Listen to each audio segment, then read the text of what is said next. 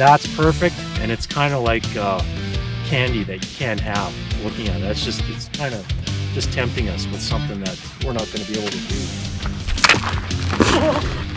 7 kilometer hike turned into 900 meters. Second cast, so that was almost a failure. Alright, this is just from a little walk around in the lake. My newest little trophy.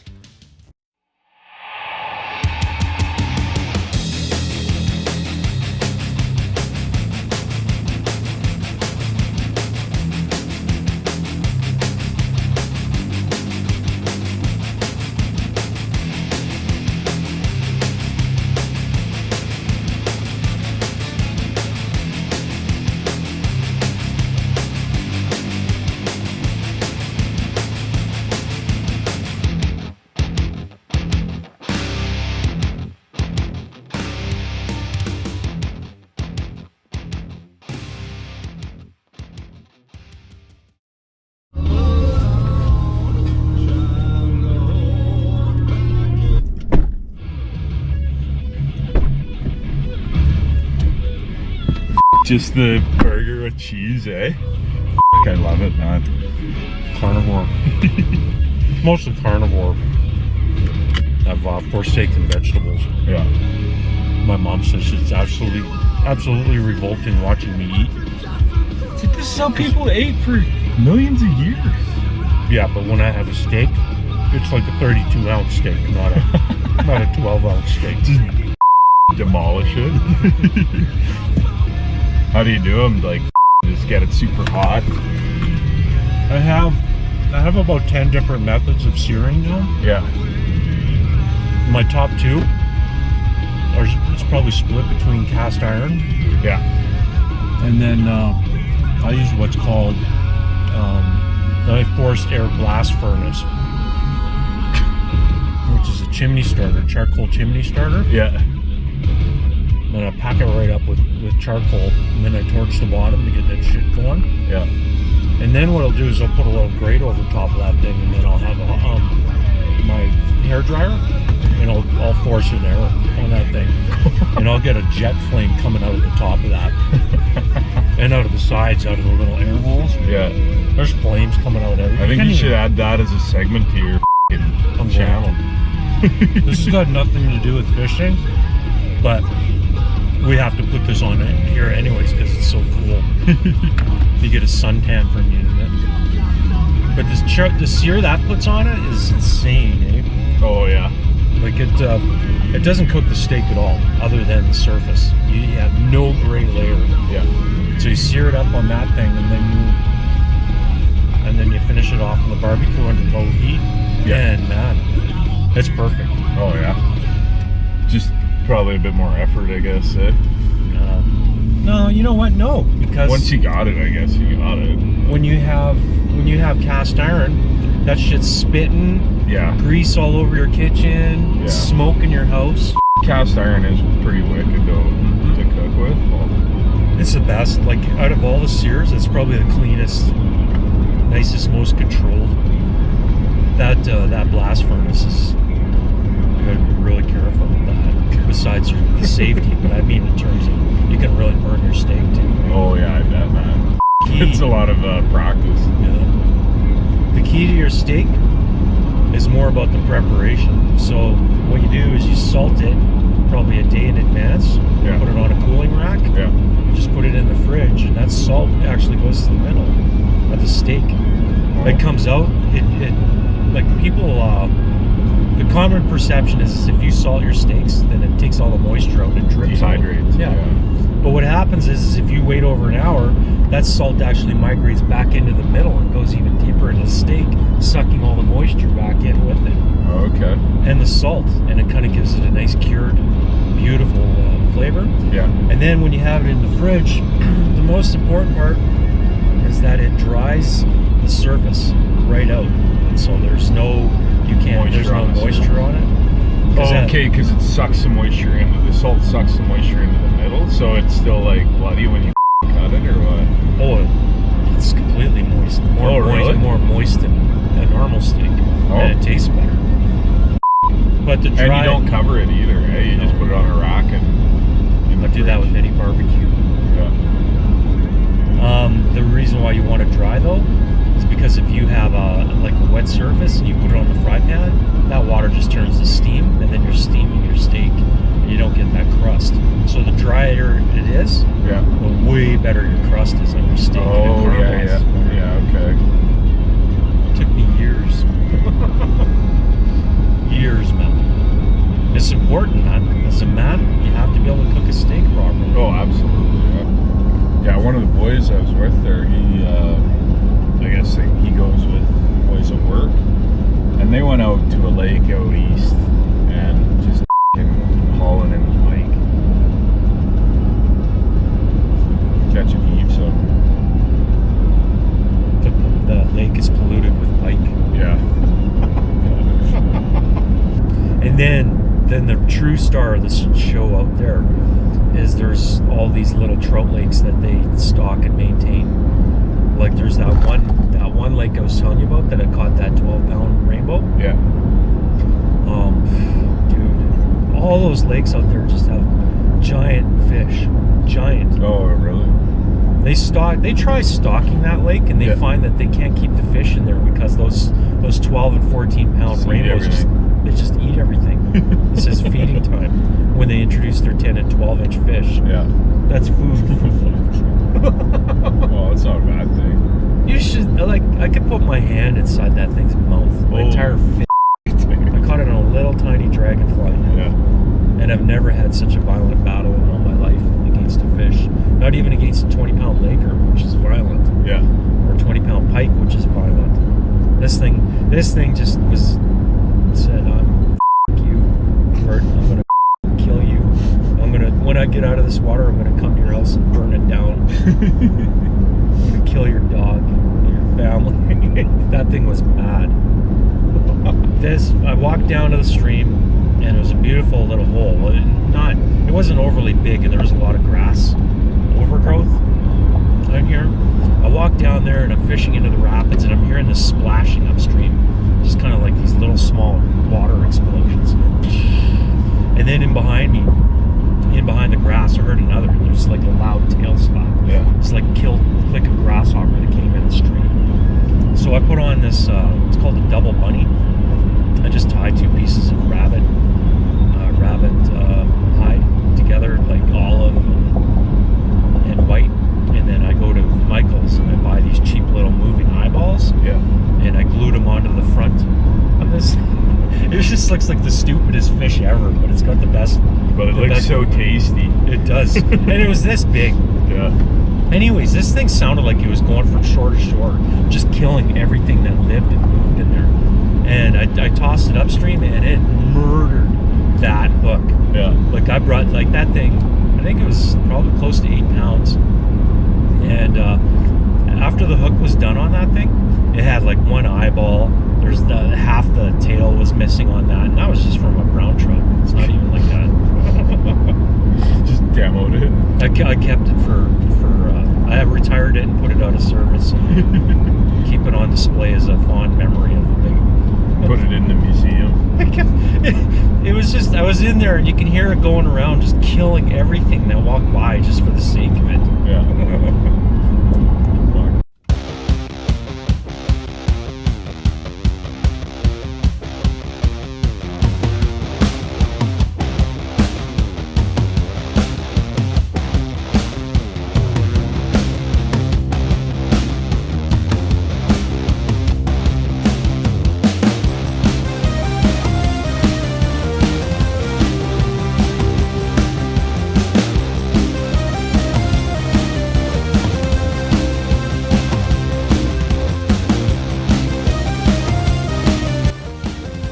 Terrible. Disgusting. This is why we come here.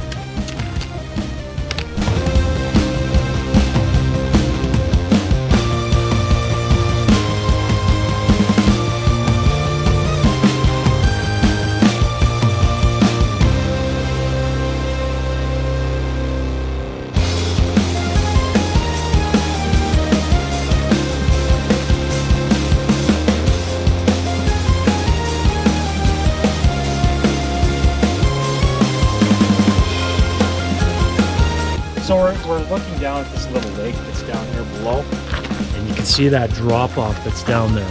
That's prime cutthroat territory right off the bat. Now the problem is getting to it. This is a really big long lake, and that means we'd have to really walk around the whole thing, and I don't believe there's a path that goes around that. So that's perfect, and it's kind of like candy that you can't have. Looking at it, it's kind of just tempting us with something that we're not going to be able to do. Man, that's perfect. Anyways, let's go to our lake. Stop looking at lakes we can't fish. Okay, so we're walking by this lower lake, and we came here to do a nice big long hike, and we're looking down on here, and we're seeing the thing's almost boiling with fish coming off the top eating, and we're looking down and we're seeing big juicy shadows swimming around, and if we can see them from up this high, we know they're big. So our decision is that we can't just pass this up. We got to go try this out. So let's head on down and throw a few in. Maybe we won't make it on any hike at all today. Let's do it.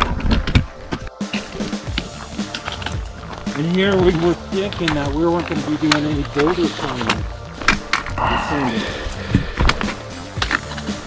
Oh man, I'm going to run down there.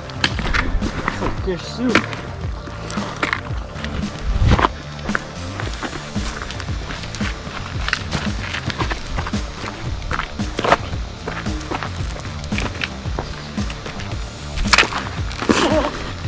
Seven-kilometer hike turned into 900 meters.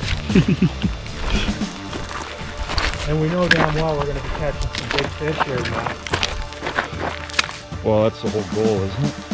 That's why we do it. That's why we work so hard. Beautiful. Look at that. That's gorgeous, man. Just don't snap your Achilles.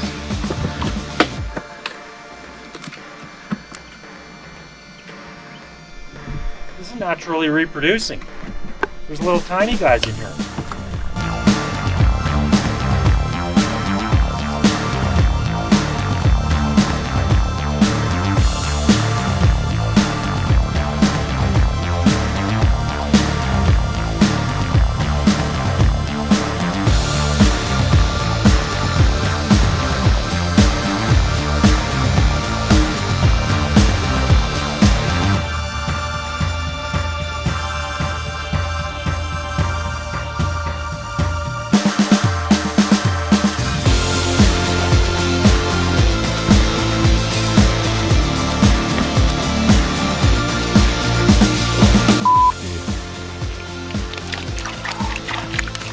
Got my hook. I'm lucky I didn't do a line check on that.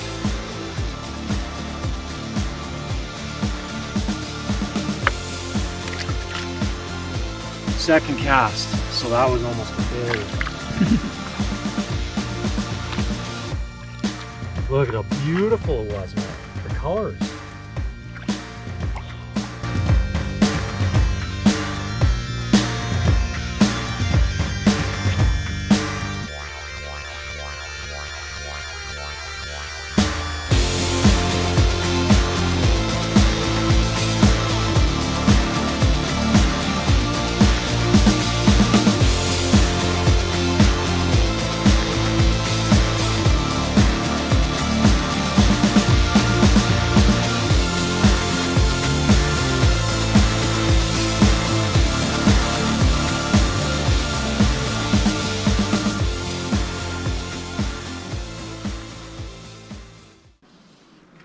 I don't see him swimming around as much.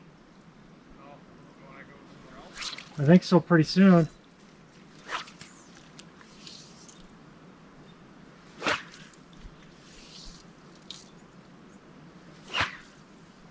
You know they'll probably be better along that other shoreline, right?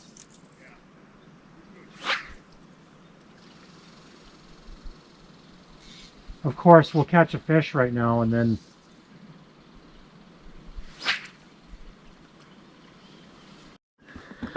look at that, you can see it a mile out.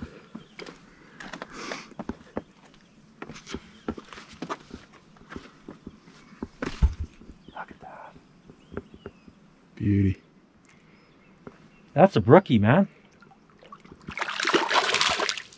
Oh. That's a brook trout. That's not, that wasn't a cutty. I don't know if you can see that close enough with the camera, but that's, that ain't no cutty. Nice.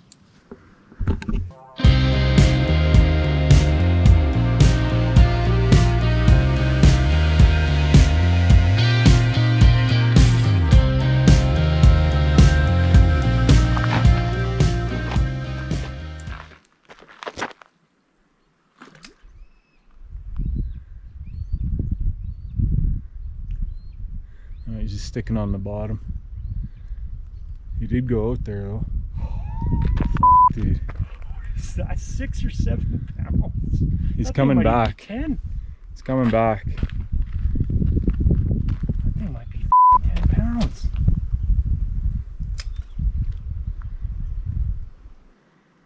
Yeah, that was same as what I saw over there, man. It's crazy.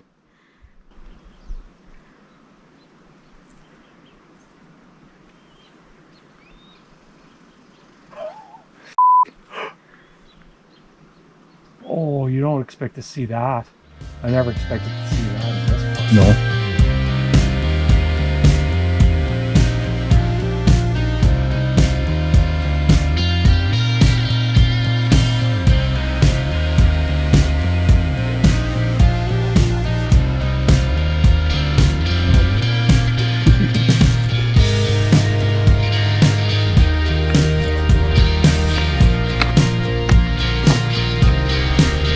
That's why I think we gotta go on this one. But it looks rotten as f. I wonder if there's a path up higher.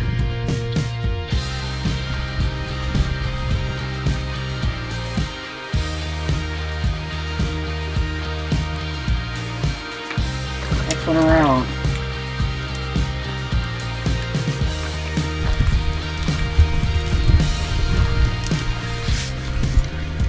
Vietnam. Yeah, it looks like it. Alright. This is just from a little walk around in the lake. My newest little trophy. Probably not as bad as it looks, but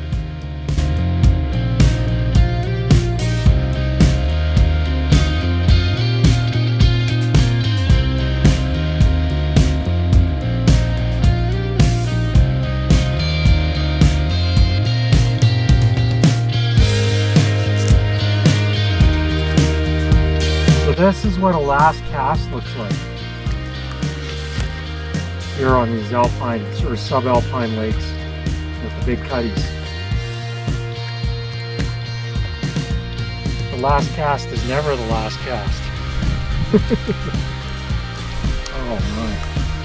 And maybe it should have been. What's 29 in Fahrenheit? I think that's close to, oh, it's well over 90, right? 92 Is it, or 92 or 93 maybe. I'm kind of glad we didn't do that big hike because I think we would have been in tongues, dragging our tongues like on the way back, like dogs on the way back. Yeah, I mean, we would have. It was a little cooler when we got there, but it was still hot, man.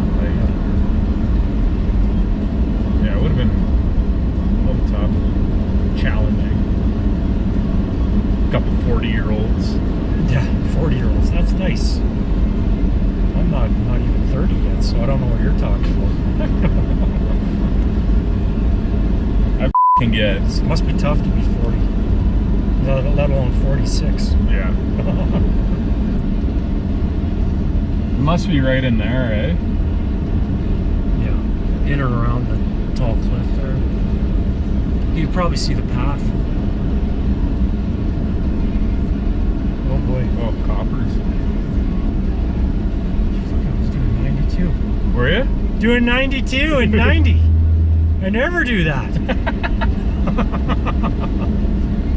That was a sneaky one too, man. Wow.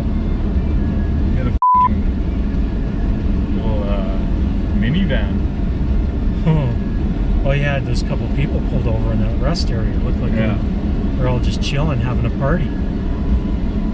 They're having a ticket. A little payout party. Payout party.